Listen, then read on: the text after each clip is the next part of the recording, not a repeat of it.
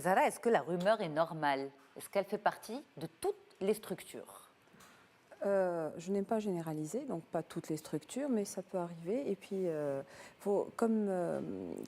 il faut commencer par définir ce que c'est qu'une rumeur. Une rumeur, à la base, c'est une information. Une information dont on ignore d'abord la véracité. C'est pour ça qu'elle s'appelle rumeur et pas information. Ok. Donc, on ne sait pas si elle est vraie ou pas.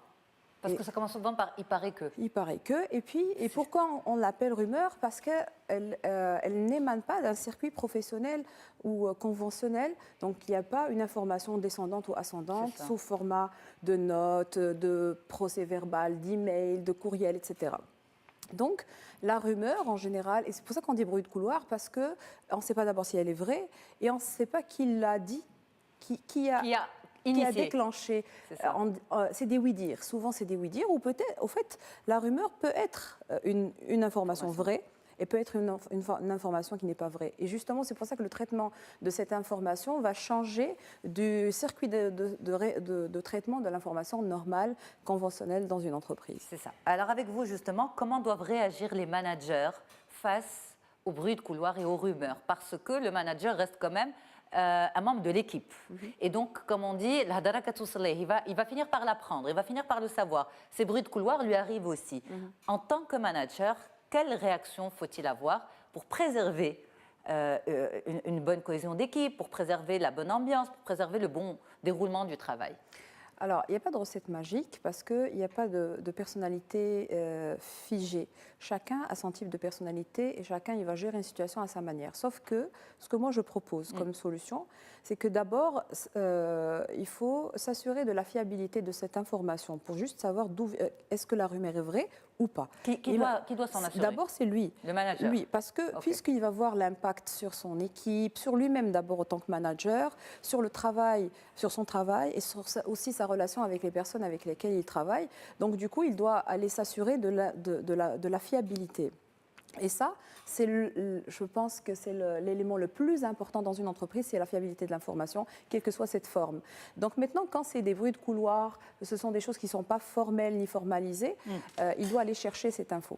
Maintenant, il y a deux cas. Si la rumeur est vraie, donc imaginons que l'entreprise, je donne un exemple, l'entreprise c'est une multinationale ou un groupe national qui va vendre une filiale ou un truc comme ça. Donc, lui-même, en tant que manager ou le top management, ils ont une responsabilité de ne pas diffuser l'information. Sauf que, on ne sait pas pourquoi, jusqu'à date d'aujourd'hui, je n'ai pas cette information. On ne sait pas comment l'information, elle peut être secrète que possible dans les coffres-forts. Et on a l'information.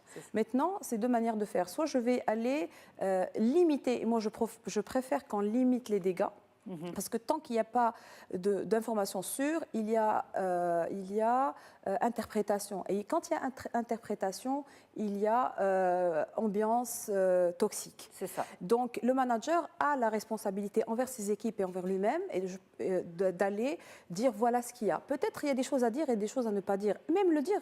Dire voilà, ce que je peux vous annoncer aujourd'hui, c'est ça. Je n'ai pas le droit ou je ne peux pas vous dire plus, mais au moins je cantonne, je limite les dégâts. Ok. Maintenant, si l'information n'est pas réelle, et donc aussi, il y a deux choses. Soit je choisis, comme disait le reportage, soit je choisis de la nourrir, et ça aussi c'est un type de personnalité, et soit je vais choisir de... En tant que manager, je peux choisir de la nourrir. Il y a des gens qui nourrissent, oui, au fait, nourrir la rumeur. C'est-à-dire je vais prendre mon assistante, je vais prendre un collègue, je vais prendre un collaborateur, et je vais en parler avec lui. Ça, c'est nourrir la rumeur. Oui. Moi, je ne suis pas partisante de cela. Mais c'est quoi l'intérêt pour le manager de nourrir d'abord pour dire que c'est pas vrai. Mais au lieu de le dire à tout le monde, je vais juste le dire à quelqu'un. Et quelqu'un va le dire à quelqu'un. Ça reste toujours une rumeur. Une rumeur, absolument. Sauf que si je prends mes responsabilités et c'est mon rôle de manager d'aller affronter et aller peut-être même dans la confrontation de ces gens-là en disant non, cette information est fausse.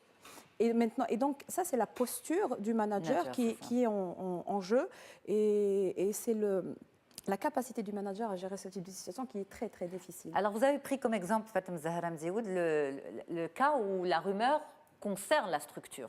Mais parfois, la rumeur concerne les personnes au sein de cette structure. Un volet personnel ou un volet professionnel aussi. Mais à ce moment-là, est-ce qu'il faut que le manager intervienne? Même lorsque ça concerne l'individu et non pas le groupe. Encore une fois, mon avis personnel en tant que personnalité, moi je le ferai en tant que manager et je conseillerais, si c'est un conseil et pas un coaching, le manager de le faire. Pourquoi? Parce qu'il y a ce qu'on appelle les réunions, les entretiens de recadrage. Et c'est dans ces entretiens-là qu'on va appeler la personne et qu'on va lui dire, voilà, on a... Mais le problème du manager, c'est qu'il n'y a pas de véracité derrière. On sait pas, il te dit, non, moi j'ai rien dit.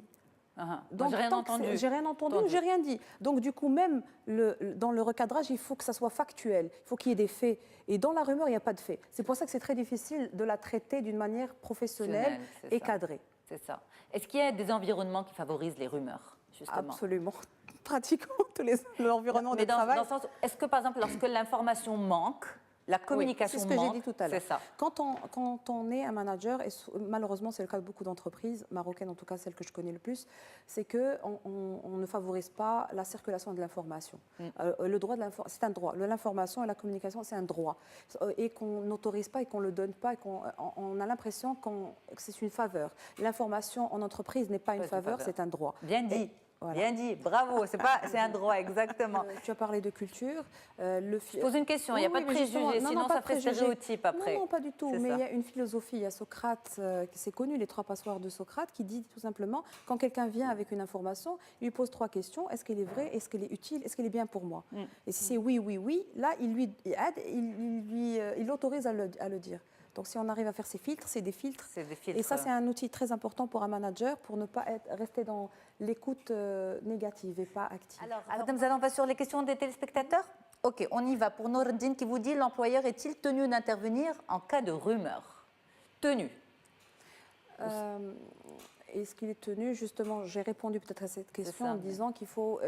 moi, en tant que manager, si je n'ai pas la certitude que la personne a dit, et ça, c'est en général dans une rumeur, c'est très difficile, à part si tu as une preuve d'email ou une trace. Matériel. C'est très difficile. Mais ça dépend aussi du type d'entreprise. Il y a des grandes entreprises où il y a un circuit de traitement de ce genre de cas. Donc, on a le N+1, c'est une procédure. Et dans d'autres cas où non, on peut le faire d'une manière... je veux dire, le manager va avoir une posture, pas d'ami, mais de collaborateur plutôt de N+1 et de vouloir juste gérer le conflit parce que souvent, les rumeurs de ce genre de choses, de ce type, va aller créer beaucoup de tensions et une ambiance toxique. Et donc, c'est sa responsabilité. Alors, Amina vous dit, dois-je laisser courir une rumeur à mon sujet? Absolument pas. Non, du tout. Non. Je pense que ça relève aussi de son bien-être au travail. Et elle va être ni productive, ni bien, ni rien du tout. Donc c'est une personne qui doit aller chercher la source d'information. Elle doit, avant de juger, avant de dire vous avez dit, il faut juste aller chercher, voilà la rumeur, voilà, j'ai entendu qu'on a dit de moi ceci, cela. Et aller voir les personnes concernées, peut-être une, peut-être 2, et aller, pas se justifier, parce qu'il ne faut pas se justifier, mais juste recadrer.